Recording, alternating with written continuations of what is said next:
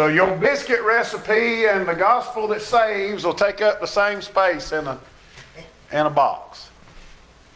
So we're going to read that again, but what I want to focus on today is definitely the gospel that saves. But if you know somebody that feels like, or you may feel like this too, you may be coming to church and you're not saved, and you feel like if I just come to church enough, if the preacher squeezes my hand tight enough and says welcome, that maybe some of his salvation will splatter off on me. Or maybe if I come sit beside a mama or grandma or grandpa, I'll get saved by osmosis. But that's just not how it works.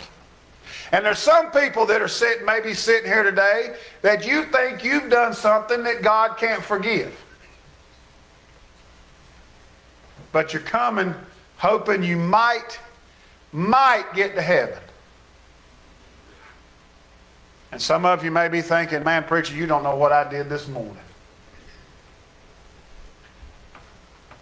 Well, listen, I don't care. I don't care what you did this morning. But what I do care about is I know somebody who can save you. Yes, sir. If you'll just believe in his death, burial, and resurrection.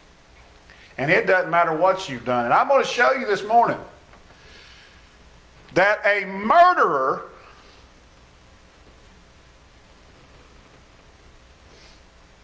wrote most of the New Testament. A murderer that was murdering Christians.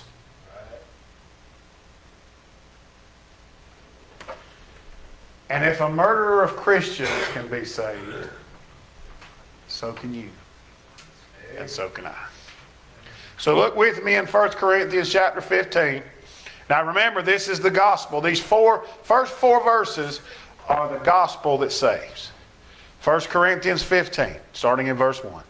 Moreover, brethren, I declare unto you the gospel, which I preached unto you, which also ye have received, and wherein ye stand. Now, I want to back up just for a minute.